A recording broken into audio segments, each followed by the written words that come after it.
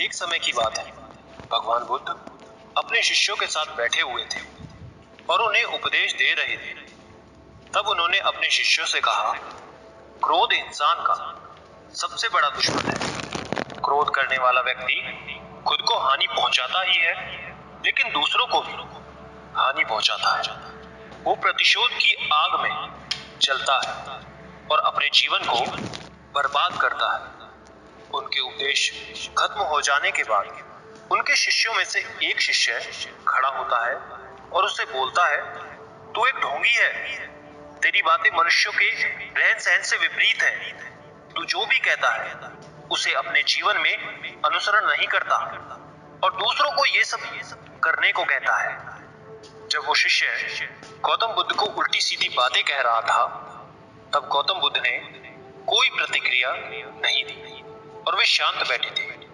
लेकिन ऐसे में वो व्यक्ति और भी ज्यादा गुस्सा हो गया और गुस्से में आकर उसने गौतम बुद्ध के मुंह पर थूक दिया।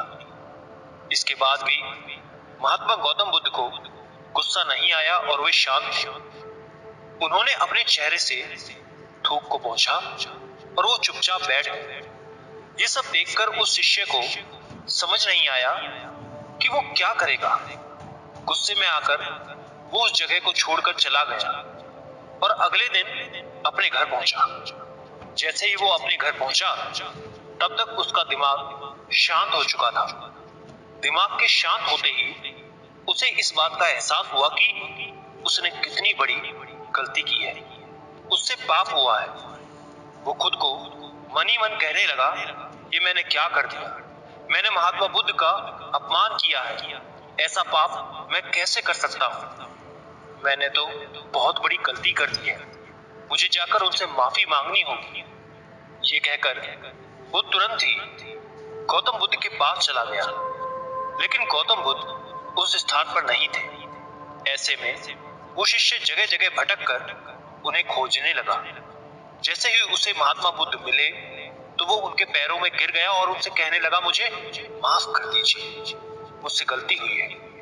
मैंने आपका अपमान किया है। मैंने ये बहुत बड़ा पाप किया है। ये सब देखकर गौतम बुद्ध ने उससे कहा, शांत हो जाओ, क्या बात है, मुझे बताओ, तुम कौन हो। गौतम बुद्ध के ये पूछने पर वो शिष्य चौंक गया। वो सोचने लगा कि महात्मा बुद्ध मुझे कैसे भूल सकते हैं। मैंने तो उनका अपमान किया था। ये सोचकर उसने महात्मा बुद्ध से कहा, मैं वही शिष्य हूं जिसने कल आपका अपमान किया था और आप इतनी जल्दी भूल गए। हमें कल की बातों को कल में ही छोड़ देना चाहिए।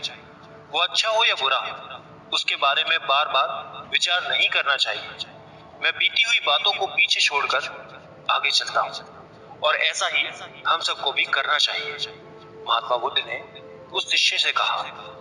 महात्मा बुद्ध की ये बातें सुनकर वो शिष्य और भी ज्यादा प्रभावित हो गया और उनसे बोला, मैं आज से आपकी सारी बातें माना करूंगा।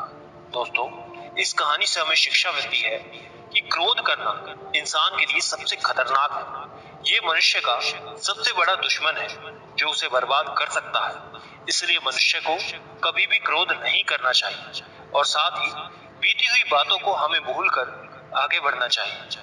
अगर कोई मनुष्य अपनी बीती हुई बातों पर ज्यादा ध्यान देता है, तो उसका ध्यान पूरी तरह से भूतकाल में लगा होता है और वो इंसान कभी भी आगे बढ़ने की ओर विचार नहीं कर पाता। इसलिए हमेशा पुरानी बातों को छोड़कर आगे बढ़ने की सोचें। धन्यवाद।